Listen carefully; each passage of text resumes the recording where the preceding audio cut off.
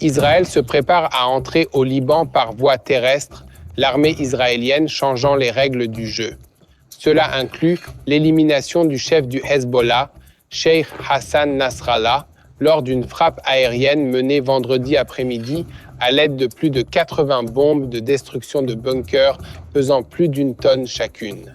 Samedi après-midi, le Hezbollah a confirmé l'élimination de son chef et le Premier ministre Benjamin Netanyahou a déclaré que l'élimination de Nasrallah favorisait le retour des habitants du nord et le retour des personnes enlevées dans le sud. Pendant ce temps, Hassan Khalil Yassine, un haut responsable des services de renseignement du Hezbollah, a été éliminé par une frappe aérienne à Beyrouth et une autre attaque à Daïa visait le chef adjoint du conseil exécutif de l'organisation. Selon Reuters, Israël a également attaqué une zone industrielle située à 500 mètres de l'aéroport de Beyrouth, tandis qu'un missile en provenance du Yémen a été intercepté après avoir provoqué un incendie dans la région de Judée et Samarie. Dans la bande de Gaza, ce qui reste du Hamas tremble de peur après avoir été vaincu sur le champ de bataille et réduit à une fraction de son ancienne puissance. En outre, à la suite de l'assassinat de Nasrallah, Yahya Sinwar, le chef du Hamas, a changé d'emplacement alors que Tsahal se prépare à une nouvelle poussée majeure dans la bande de Gaza. Si l'on considère la situation dans son ensemble, le problème de Gaza est presque résolu.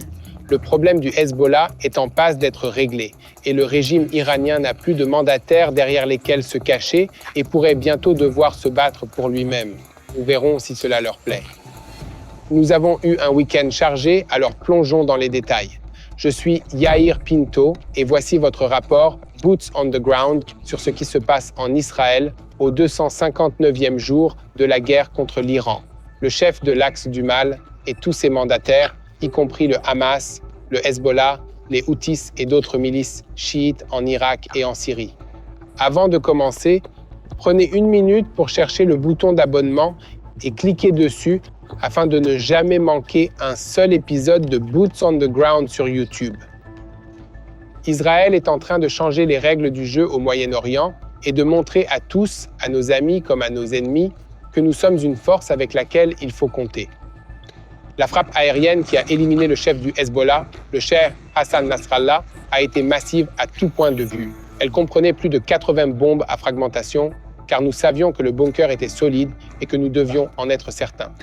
Il ne s'agissait pas d'un poste de commandement ordinaire. Il s'agissait du principal quartier général du Hezbollah dans le district de Dahiya à Beyrouth. Tsahal a immédiatement annoncé que Nasrallah était la cible de la frappe et les premiers rapports indiquaient qu'il y avait de fortes chances qu'il ait été éliminé avec plusieurs autres hauts commandants du Hezbollah. Au fil des heures, Tsahal s'est déclaré de plus en plus confiant, estimant que la mission avait été couronnée de succès. Samedi matin, il a officiellement annoncé que Hassan Nasrallah, le chef du Hezbollah, avait été assassiné.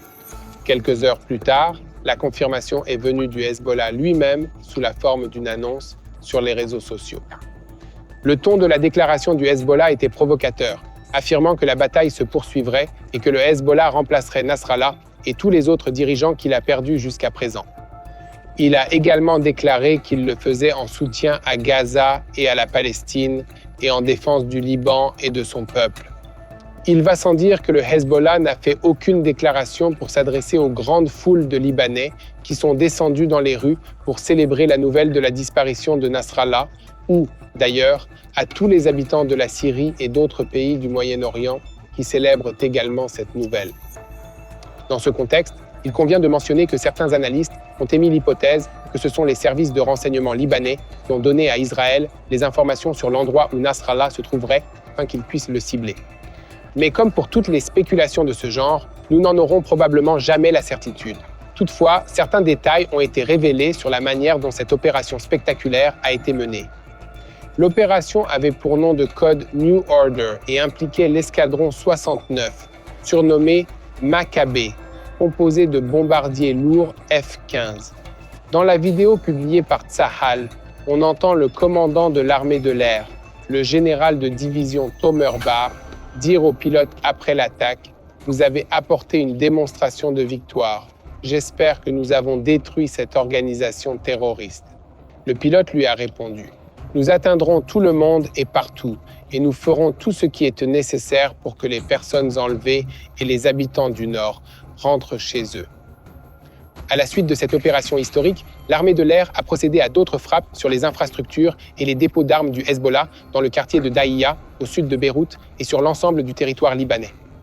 Ces frappes auraient porté sur un ensemble de missiles anti-navires très sophistiqués qui auraient pu être utilisés pour viser les plateformes de gaz naturel au large des côtes israéliennes et la marine israélienne. D'autres armes stratégiques, ainsi que des sites de production d'armes et des infrastructures militaires, ont également été visés. Un grand nombre de ces armes avaient été placées sous des immeubles résidentiels de Beyrouth et Tsahal a fourni des preuves de cette pratique du Hezbollah au cours des derniers jours. Le chef d'état-major de Tsahal, le général de corps d'armée Herzi Halevi, s'est exprimé samedi, déclarant que ce n'était pas la fin de la boîte à outils. Cela devrait être très clair. Il y a d'autres outils à utiliser, et le message est simple. Quiconque menace les citoyens de l'État d'Israël, nous saurons comment l'atteindre au nord, au sud, et même dans des endroits plus éloignés. En fin de compte, nous sommes après une longue période de préparation, avec de nombreuses capacités pour le Liban, et nous avons commencé à les mettre en œuvre.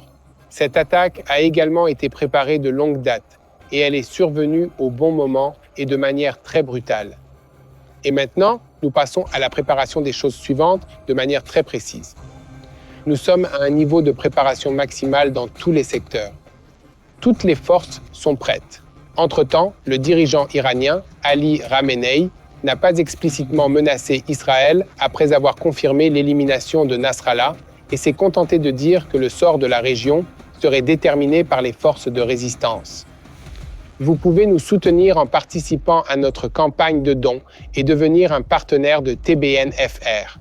Rendez-vous sur notre site web tbnfr.org pour faire partie des 500 partenaires. Nous avons plus que besoin de vous pour continuer à publier plus de contenu, à partager la bonne nouvelle et à diffuser la vérité. Avant de poursuivre, permettez-moi de vous présenter une analyse plus approfondie et quelques-unes de mes propres réflexions sur ce qui se passe à la frontière nord d'Israël. L'assassinat du chef du Hezbollah, Hassan Nasrallah, vendredi, est un nouveau maillon dans la série de coups douloureux subis par l'organisation ces derniers temps. La bataille sur le front nord d'Israël a commencé le 8 octobre, lorsque le Liban a commencé à tirer des roquettes sur Israël afin de soutenir le Hamas, un jour après qu'il ait commencé cette guerre en massacrant des civils israéliens dans les communautés frontalières de Gaza. Alors que la première priorité de Tsahal était d'éliminer la menace du Hamas, nous avons toujours su que le Hezbollah était bien plus puissant pour nuire à Israël, et d'importantes forces de Tsahal ont donc été envoyées à la frontière nord pour la protéger de cette menace. On craignait vraiment que le Hezbollah ne profite du choc et de la confusion d'Israël à la suite de l'attaque du Hamas pour nous frapper au nord. J'étais l'un des soldats de l'armée israélienne qui ont été envoyés dans le nord, et peut-être qu'une autre fois je vous raconterai quelques histoires à ce sujet. Mais le Hezbollah a été tout aussi surpris que les autres par l'attaque du Hamas, et il est vite apparu qu'il n'était pas prêt à lancer une offensive majeure contre Israël, de sorte que la guerre dans le nord s'est rapidement installée dans la routine. Le Hezbollah a maintenu ce que l'on pourrait appeler une vapeur constante de tirs de harcèlement, ce qui a obligé Tsahal à maintenir d'importantes forces à la frontière et a également forcé près de 100 000 résidents israéliens des communautés du Nord à évacuer vers le sud. Cette situation est restée relativement statique pendant près de 11 mois, mais il y a une dizaine de jours, Israël a décidé de sortir de l'impasse. Tout a commencé lorsque le gouvernement israélien a déclaré que le retour des résidents israéliens dans leurs maisons situées dans le nord d'Israël était un objectif de guerre majeur, puis les choses ont commencé à bouger. Un matin, des milliers d'agents du Hezbollah ont entendu leur beeper émettre « Vous avez un nouveau message ». Et lorsqu'ils les ont levés à la hauteur de leurs yeux pour voir le message sur les petits écrans, les beepers ont explosé.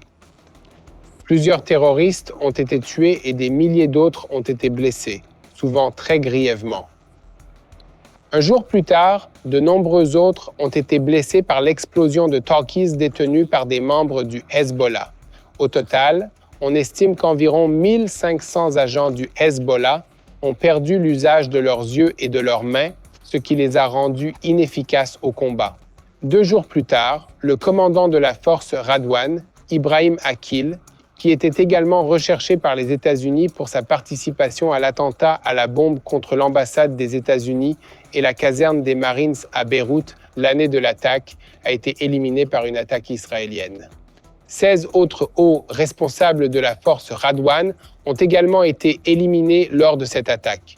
Ces hommes diaboliques étaient les architectes du plan d'occupation de la Galilée, destiné à copier le Hamas dans ses attaques du 7 octobre. Un jour plus tard, Ibrahim Mohamed Kabassi, qui commandait les différentes unités de missiles du Hezbollah, y compris les unités de missiles de précision, a été éliminé. Enfin, vendredi dernier, le coup le plus dur a été porté. Une frappe aérienne sur le quartier général du Hezbollah à Beyrouth a éliminé Hassan Nasrallah lui-même, ainsi qu'une grande partie des dirigeants survivants de l'organisation et, semble-t-il, un général iranien du corps des gardiens de la révolution islamique, CGRI. La carrière de 32 ans de Hassan Nasrallah à la tête du Hezbollah s'achève ainsi en beauté. Au cours de ces 32 années, il a été responsable du meurtre de nombreux citoyens et soldats israéliens, ainsi que de la planification et de l'exécution de milliers d'actes terroristes contre Israël et dans le monde entier. Au-delà du terrorisme, il a également présidé à l'implication mondiale du Hezbollah dans le trafic de stupéfiants et d'autres activités criminelles. Cela nous amène au dernier développement de dimanche matin, alors que Tsahal a mobilisé un grand nombre de soldats de réserve en vue d'une éventuelle invasion terrestre dans le sud du Liban pour repousser les restes des forces du Hezbollah au nord de la rivière Litani. Des responsables américains ont déclaré à la chaîne ABC News que des incursions transfrontalières à petite échelle pourraient avoir déjà commencé. C'est le bon moment pour mentionner qu'un grand nombre de roquettes, de missiles et de drones du Hezbollah continuent d'être tirés sur Israël depuis le sud du Liban et même plus au nord. Ces armes ne sont pas de simples feux d'artifice. Elles sont très dangereuses et ont déjà causé d'énormes dégâts aux bâtiments, aux forêts et aux zones agricoles. Elles ont également fait de nombreux blessés parmi les civils et les soldats israéliens. Alors même que nous enregistrons cette vidéo, la bataille pour réduire la capacité du Hezbollah à attaquer Israël se poursuit avec des frappes sur les installations de commandement et de contrôle, les lance-roquettes, les dépôts d'armes et bien d'autres choses encore. Le Hezbollah continue malgré tout à tirer sur Israël et l'armée jordanienne a annoncé dimanche matin qu'une roquette du Hezbollah avait atterri sur son territoire sans faire de dégâts ni de blessés. Par ailleurs, la marine israélienne a intercepté un autre drone suicide qui s'apprêtait à frapper la station balnéaire d'Eilat sur la mer Rouge au cours du week-end. Le drone s'approchait d'Eilat par l'est, ce qui signifie qu'il a probablement été tiré par des milices chiites soutenues par l'Iran dans le sud de l'Irak. L'aviation israélienne aurait également frappé un entrepôt d'armes utilisé par les alliés du Hezbollah en Syrie. Cette action s'inscrit dans le cadre de la politique israélienne d'interception des flux d'armes en provenance de l'Iran et de la Syrie et à destination du Hezbollah. Un autre rapport indique que l'armée de l'air a attaqué des équipes du Hezbollah qui tentaient de réparer des passages frontaliers entre la Syrie et le Liban utilisés à cette fin.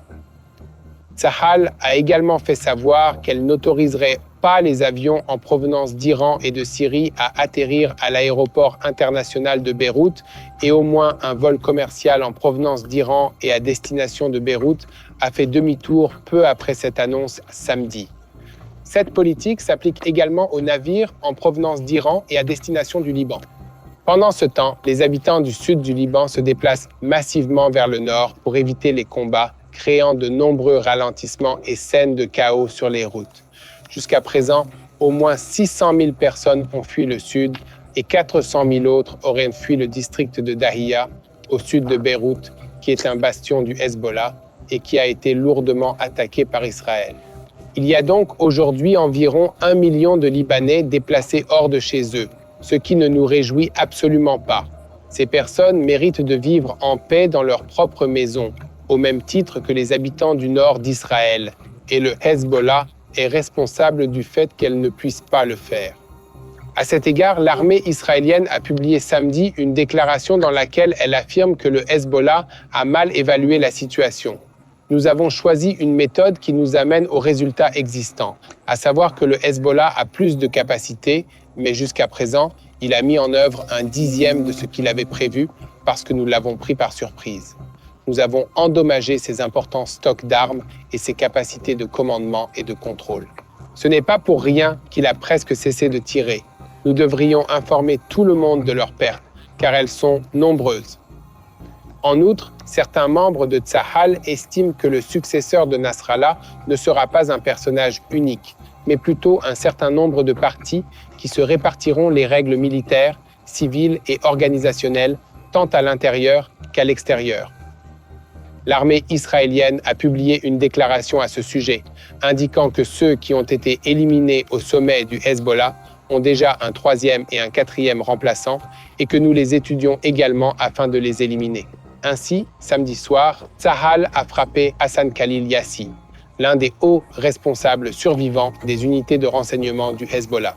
Cet homme diabolique était chargé de choisir les bases militaires et les communautés civiles du nord d'Israël sur lesquelles les équipes de roquettes du Hezbollah devaient tirer.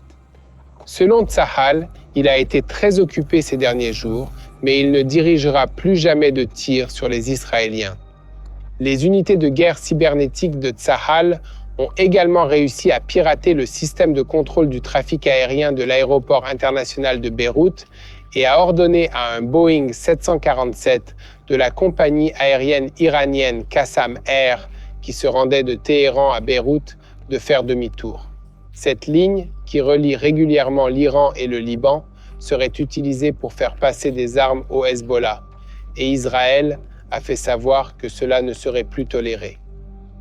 Ici, à TBN francophone, nous continuerons à vous tenir au courant de tout ce qui se passe dans cette guerre. Mais s'il vous plaît, continuez à diffuser la vérité, partagez et suivez-nous et abonnez-vous à cette chaîne YouTube. C'est la meilleure chose que vous puissiez faire pour nous aider à toucher un plus grand nombre de personnes.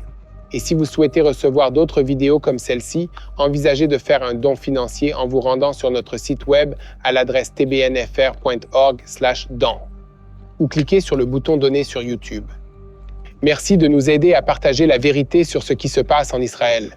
Si nous nous concentrons sur la bande de Gaza, il est évident que le Hamas a compris que l'assassinat de Hassan Nasrallah et de la plupart de ses principaux agents terroristes a changé les règles du jeu. Yahya Sinwar et d'autres dirigeants survivants du Hamas craignent d'être les prochains et ils cherchent frénétiquement de nouveaux endroits où se cacher. Selon un rapport publié samedi par le réseau Al Arabiya, un portail d'information appartenant à la famille royale saoudienne, Yahya Sinwar a changé de lieu de résidence à Gaza et a apporté d'autres modifications à son régime de sécurité personnelle. Il a notamment décidé de suspendre les communications avec les dirigeants du Hamas en dehors de la bande de Gaza et d'autres hauts responsables du Hamas se sont mis à l'abri, suspendant leurs propres déplacements afin de minimiser leurs chances d'être détectés et éliminés. Comme indiqué précédemment, des informations non confirmées font état de la mort de Sinwar, mais il est impossible d'en être sûr à l'heure actuelle et nous devons donc tous supposer que ce n'est pas le cas. Toutefois, Tsahal est prêt à déclarer que le Hamas a été vaincu sur le plan militaire et qu'il n'a plus la capacité d'effectuer des manœuvres de grande envergure. Il a été réduit à une armée de guérilla, mais il reste dangereux et Tsahal a encore du pain sur la planche dans la bande de Gaza. En tête de liste, bien sûr, figure le retour des derniers otages israéliens. Et ce travail ne s'arrêtera pas tant que chacun de ces otages n'aura pas été retrouvé. Alors, les amis, continuez à répandre la vérité en partageant cette vidéo sur YouTube et en vous abonnant à cette chaîne YouTube. Prenez une minute pour trouver le bouton d'abonnement et appuyez dessus, afin qu'ensemble nous puissions donner à la vérité la place qui lui revient. Je conclurai par quelques commentaires sur la situation stratégique au Moyen-Orient. Pour parler franchement, l'Iran est en grande difficulté et le régime qui gouverne ce pays ne peut s'en prendre qu'à lui-même. Les organisations terroristes qui se sont constituées aux frontières d'Israël pour tenter de nous harceler et de nous intimider tout en continuant à fabriquer des armes nucléaires et à exporter la révolution islamique ont subi de nombreuses défaites. Le Hezbollah en particulier, dans lequel l'Iran a investi pendant 40 ans, a été presque complètement anéanti en ce qui concerne son leadership et ses capacités de communication. Le coup dur subi par le Hezbollah, y compris l'assassinat de son chef Hassan Nasrallah, constitue un tremblement de terre politique au Moyen-Orient. Quelles seraient les conséquences possibles? Quel est le message important pour les États-Unis et leurs alliés dans cette région, ainsi que pour leurs ennemis? J'invite Mati Shoshani à nous expliquer la situation.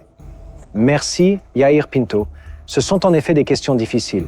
Il n'y a tout simplement pas de leader charismatique au Liban qui pourrait, dans un avenir prévisible, prendre la place du chef terroriste Hassan Nasrallah. Son assassinat est un coup très dur pour l'axe de la résistance iranienne, au même titre que l'assassinat de Qassem Soleimani il y a 4 ans. Sur la scène intérieure libanaise, lorsque la fumée se dissipera de cette guerre ratée contre Israël, que le Hezbollah a d'ailleurs initiée, de graves accusations seront portées. Le Hezbollah a provoqué un désastre au pays du Cèdre et il y aura un prix élevé à payer. La chute du Hezbollah se répercutera sans aucun doute sur son pouvoir politique au Liban, mais elle modifiera également l'équilibre régional face à l'Iran. L'erreur de l'Iran a été de prendre le Hamas et les Palestiniens de son côté. Aujourd'hui encore, tous ceux qui ont marché main dans la main avec les Palestiniens n'ont fait que subir des dommages en fin de compte. C'est le cas de la Jordanie, du Liban, de la Tunisie, et la liste est encore longue. Pendant ce temps, les mouvements dans le nord d'Israël se déroulent conformément au plan élaboré par les services de renseignement de Tsahal au cours de près de 20 années de planification. Un plan par étapes visant à vaincre et à démanteler le Hezbollah, ou du moins à changer la réalité au Moyen-Orient et à construire un nouvel ordre régional. L'Iran est et a toujours été un élément clé de l'architecture de sécurité dans cette région, pour le meilleur et pour le pire. L'Iran a déployé beaucoup d'efforts au cours des 40 dernières années pour faire du Hezbollah une entité militaire capable de menacer l'existence même d'Israël. Dans son concept de sécurité, il a cherché à créer un équilibre de la terreur dans la région contre Israël, contre les pays arabes sunnites et surtout, par-dessus tout, contre les États-Unis et leurs alliés. Le régime des ayatollahs pensait qu'un tel équilibre serait leur police d'assurance et leur permettrait d'étendre et d'exporter la révolution tout en devenant un État nucléaire. Toutefois, et c'est là un point important, Israël n'est pas distrait par tous les bruits de fond dans cette région et par les menaces qui sont lancées chaque jour et partout. Nous agissons de manière calme, ordonnée et calculée. Selon le plan de phase, tout le monde dans l'armée israélienne est au courant. Aujourd'hui, chaque soldat, chaque commandant sait ce qui se passe aujourd'hui, ce qui se passera demain et quel est le grand plan. Et même si les choses peuvent changer et être fluides, on s'attend à ce que le plan de Tsahal soit mis en œuvre. Bien sûr, les résultats peuvent varier, comme le disent certains médecins aux États-Unis, et des événements difficiles peuvent se produire, mais en fin de compte, notre plan prévaudra. Israël mène sa campagne selon un plan ordonné, avec beaucoup de modestie de la part des commandants et des combattants. Nous continuerons à voir comment le vent souffle au Moyen-Orient, mais il semble que pour l'instant, une nouvelle ère s'est ouverte dans la guerre pour l'existence d'Israël. Revenons à Yair Pinto. Merci Mati. Et les amis, continuez à répandre la vérité, partagez et suivez-nous. Et si vous voulez devenir partenaire de TBNFR, rendez-vous sur notre site tbnfr.org pour participer à notre campagne, votre soutien, notre mission, 500 partenaires pour TBNFR. Et plus important encore, il est essentiel pour nous tous de nous unir dans la prière. Alors, s'il vous plaît, priez pour la vérité. Priez pour la résilience des soldats de Tsahal. Priez pour le retour rapide des personnes enlevées à Gaza. Priez pour la paix avec le peuple d'Israël. Et surtout, n'oubliez pas de prier pour la paix à Jérusalem.